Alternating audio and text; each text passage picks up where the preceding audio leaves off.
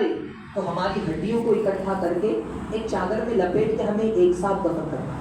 فرعون نے کہا ٹھیک ہے اتنا تو ہم کر ہی لیں گے، اور فرعون نے پہلے اس کے بڑے بیٹے کو آگ میں ڈالا۔ ماں کھڑی ہے، اس کی بھی کچھ ممتا ہے، لیکن اللہ کے آگے بیٹا بھی قربان۔ ایک بیٹا، دو بیٹا، جتنے اس کے بچے تھے ایک ایک کر کے سب کو ماں کی آنکھوں کے سامنے گرم ابلتے تیل میں ڈال دیا گیا۔ نہ بچے پیچھے ہٹے نہ ماں پیچھے ہٹی۔ جب آخری بچے کا نمبر آیا، سب سے چھوٹا بچہ جو بھی بول بھی نہیں سکتا تھا، جب اس بچے کی باری آئی، اس بچے کو آگ میں ڈالے جانے لگے، اب ماں کی ممتا کچھ ہچکچا گئی، کچھ للک گئی۔ اس نے کہا میرا بیٹا۔ اس بچے نے جو بات نہیں کر سکتا تھا، اس بچے نے کہا امی جان آپ فکر مت کیجیے، یہ سزا کچھ نہیں ہے اللہ کی سزا کے آگے، آپ جو کر رہی ہیں صحیح کر رہی ہیں، اپنے ایمان سے ہٹیے گا۔ اس بچے نے بھی آگ میں جانا تسلیم کیا، اور آخرکار اس عورت کو بھی گرم تیل میں ڈال کے مار دیا گیا۔ پیارے آقا صلی اللہ تعالیٰ علیہ وسلم کے پیارے دیوانوں، حضور علیہ السلام کا بیان کرتا یہ قصہ ہم کو بتاتا ہے کہ جب دل میں ایمان مضبوط ہو جاتا ہے تو انسان اللہ رب العزت کے لیے نہ اپنا مال دیکھتا ہے، نہ اپنی جان دیکھتا ہے، نہ اپنی آل اولاد کو دیکھتا ہے۔ یہی ایمان اگر ہمارا بھی ہو جائے تو یقیناً ہم بھی دنیا اور آخرت کے کامیاب لوگ ہو جائیں گے۔ یاد رہے یہ کوئی عام خاندان نہیں تھا، یہی وہ پریوار تھا جس کی خوشبو پیارے نبی صلی اللہ علیہ وسلم نے سفر معراج میں جنت میں خوشبو پائی تھی۔ سوچی جنت جس کی خوشبو سے مہک جائے، اللہ کے نزدیک اس کا کیا مقام ہوگا۔ اس واقعے سے ہمیں دو چند باتیں پتہ چلتی ہے۔ پہلی چیز یہ کہ اللہ تعالیٰ اگر چاہے تو وہ بچے جو بات نہیں کر سکتے وہ بھی بول اٹھتے ہیں۔ ہم نے سنا ہے نا کہ اللہ کی مرضی کے بغیر ایک پتا بھی نہیں ہلتا۔ عقائد کی کتابیں اگر آپ پڑھیں گے تو آپ کو ملے گا کہ آگ جلاتی ہے اور پانی بجھاتا تو ہے، مگر اللہ چاہے تو پانی جلائے اور آگ بجھائے۔ اگر اللہ چاہے تو آنکھ سننے لگے اور کان دیکھنے لگے۔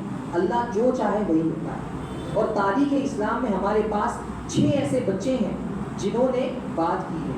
وہ بچے جو بات نہیں کر سکتے تھے، مگر اللہ رب العزت کے کرشمے سے 6 بچوں نے باتیں کی۔ ان میں سب سے پہلے سیدنا عیسیٰ علیہ السلام۔ ہم سب کو پتہ ہے قرآن پاک نے صراحت کے ساتھ کہا کہ جب ان کی والدہ حضرت مریم رضی اللہ تعالیٰ عنہا پہ انگلی اٹھائی جا رہی تھی تو عیسیٰ علیہ السلام ابھی گود میں تھے، چھوٹے بچے ابھی پیدا ہوئے ہیں۔ انہوں نے اپنی ماں کے بارے میں گواہی دی کہ یاد رکھو میں اللہ کا رب، میں اللہ کا بندہ ہوں۔ نعوذ باللہ، انہوں نے فرمایا تھا کہ میں اللہ کا بندہ ہوں اور اللہ کا نبی ہوں، اللہ نے مجھے ایک کتاب دی ہے، اور اپنی ماں کے بارے میں پھر انہوں نے گواہی دی۔ تو جب لوگوں نے پایا کہ جب ایک چھوٹا سا بچہ جو بات نہیں کر سکتا اگر وہ بات کر رہا ہے اللہ کے کرشمے سے، تو یقیناً بغیر باپ کے بچے پیدا بھی ہو سکتے ہیں۔ تو یہ تو حضرت عیسیٰ علیہ السلام تھے۔ آپ کو یاد ہوگا قرآن پاک کا وہ قصہ جہاں پہ یوسف علیہ السلام کے بارے میں ایک چھوٹے سے بچے نے گواہی دی تھی کہ یوسف گنہگار نہیں ہے۔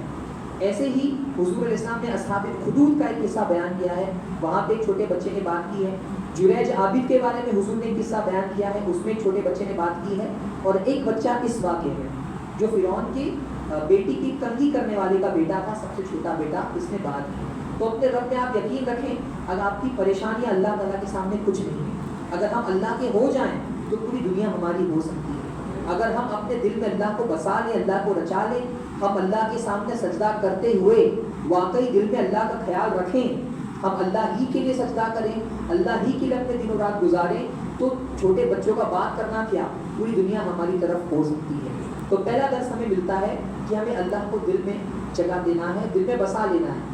اللہ یقیناً ہماری جانوں سے بھی زیادہ قریب ہے، لیکن ہم اس کو پہچان نہیں رہے۔ تو پہلی چیز ہمیں اللہ سے قریب ہونے کا بہانہ تلاش کرنا ہے۔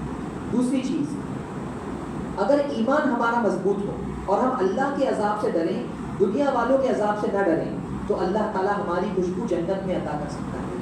آپ کو پتا ہوگا کہ جنت میں حضور صلی اللہ علیہ وسلم نے حضرت بلال رضی اللہ تعالیٰ عنہ کے قدموں کی